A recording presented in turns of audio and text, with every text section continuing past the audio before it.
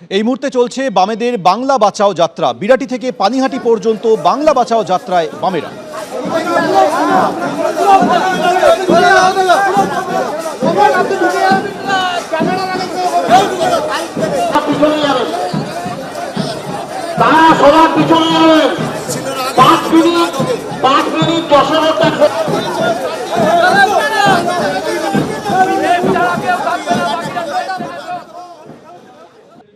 শৃঙ্খলা মেনে চলতে হবে দলের সব সাংসদদের, এমনই কড়া বার্তা দিয়েছেন আজকে অভিষেক বন্দ্যোপাধ্যায়।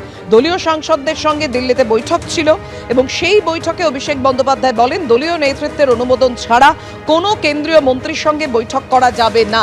কথা বলবো, আমাদের সঙ্গে রয়েছেন আমাদের প্রতিনিধি বিজেন্দ্র সিংহ। বিজেন্দ্র, কি কারণে শৃঙ্খলা কথা উঠে এলো, কি বললেন আর অভিষেক বন্দ্যোপাধ্যায়? দেখো, তার কারণ রয়েছে। কেন কি, এর আগে আমরা দেখেছিলাম লোকসভাতে বিশেষ করে তিনি লোকসভার দলনেতা এবং রাজ্যসভার সাংসদদেরকে নিয়ে আজকে যখন সকাল 10:30টায় তিনি মিটিং ডেকেছিলেন টিএমসির পার্লামেন্টারি পার্টির, সেখানে কিছু যে ভালো কাজ হচ্ছে সেসব কথাও তিনি বলেন। তার সঙ্গে সঙ্গে যে শৃঙ্খলা কোথাও একটা মানা হচ্ছে না কিছু সাংসদদের দ্বারা, সেটাও তিনি বলেন। এবং তিনি বলেন কি কোনো এমপিকে যদি কোনো মন্ত্রীর অ্যাপয়েন্টমেন্ট নিতে হয়, সেক্ষেত্রে কেন সে অ্যাপয়েন্টমেন্ট নিচ্ছে সেটা তার আগে দল থেকে অনুমোদন নিতে হবে।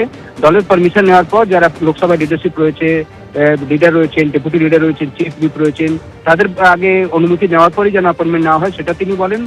তারই ক্ষেত্রে এটাও তিনি বলেন কি অন্যদিকে যদি কোনো বিজেপি বা অন্য দলের নেতারা তাদেরকে আমন্ত্রণ করেন পার্টির জন্য বাইরে, সেক্ষেত্রে সেটাও পার্টিকে জানিয়ে সেখানে তারা যেন যান, সেটা আজকে অভিষেক বন্দ্যোপাধ্যায় নির্দেশিকা দিয়েছেন।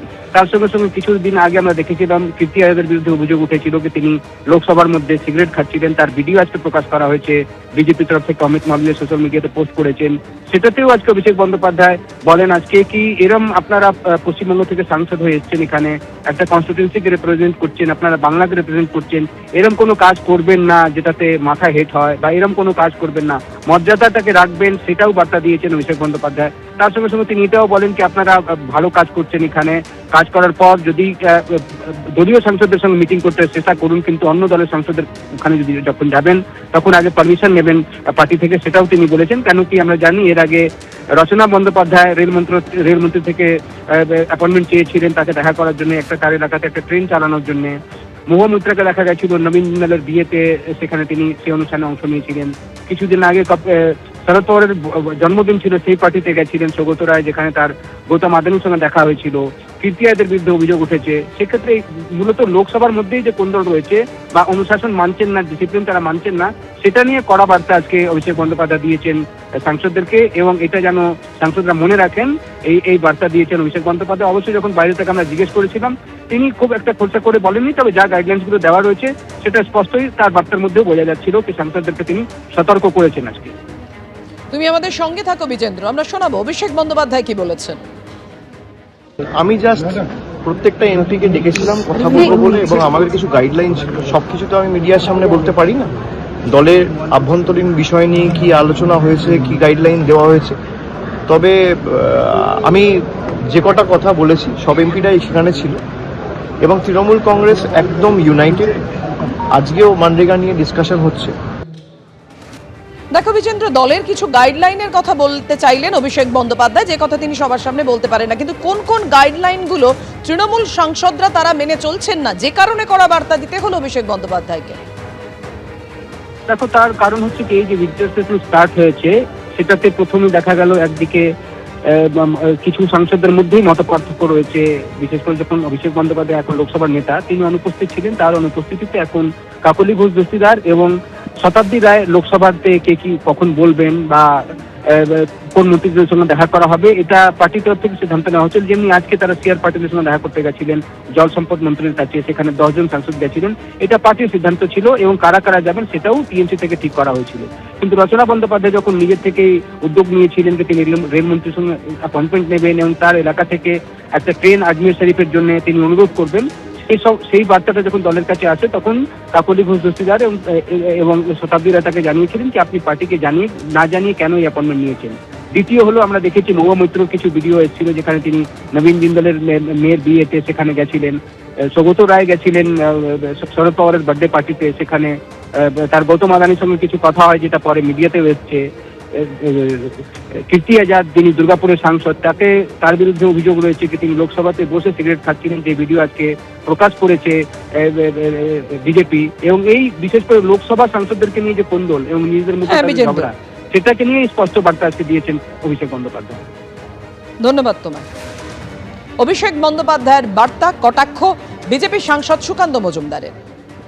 আমার কাছে যা খবর যে শতাব্দী রায় এবং তার সাথে আরেকজন মহিলা সাংসদ, সম্ভবত ডক্টর কাকলি ঘোষ দস্তিদার, এরা একদিকে হয়ে গেছে, বাদবাকি মহিলা সাংসদ যারা আর কি তারা আর একদিকে হয়ে গেছে।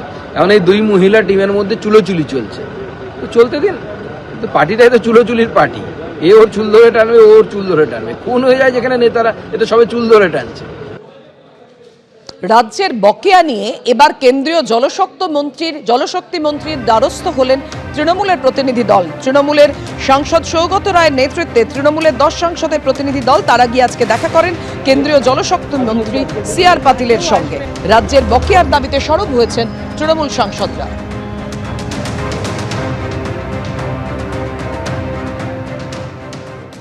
আজকে আমরা তৃণমূল কংগ্রেসের পক্ষ থেকে জল সম্পদ মন্ত্রী CR পাতিলের সঙ্গে গিয়েছিলাম। পশ্চিমবাংলার যে টাকা বাকি আছে সেটা নিয়ে আমাদের 10 জন এমপি, 8 জন লোকসভার আর 2 জন রাজ্যসভার বিস্তৃতভাবে আলোচনা করেছে। পশ্চিমবাংলার এখনো 2525 কোটি টাকা প্রাপ্য আছে। ওরা বলছে যে ওদের এখনো নিজেদের টাকাই রেডি নেই, তার কারণ ওরা ক্যাবিনেটের স্যাংশন পায়নি। আমরা বলেছি ইমিডিয়েটলি, অবিলম্বে এই টাকাটা রিলিজ করবে। ওরা ফাইনালি কিছু বলেনি। ওরা বলেছে আমাদের যে ওরা বাকি সব ওদের ক্যাবিনেট ক্লিয়ারেন্স হয়ে গেলে ওরা বাকি টাকা রিলিজ করতে পারে। দেখুন, জলশক্তি মন্ত্রী নিশ্চয়ই ওনাদেরকে তার ব্যাখ্যা দিয়েছে যে তারা কোথায় কোথায় চুরি করেছে, কি করেছে।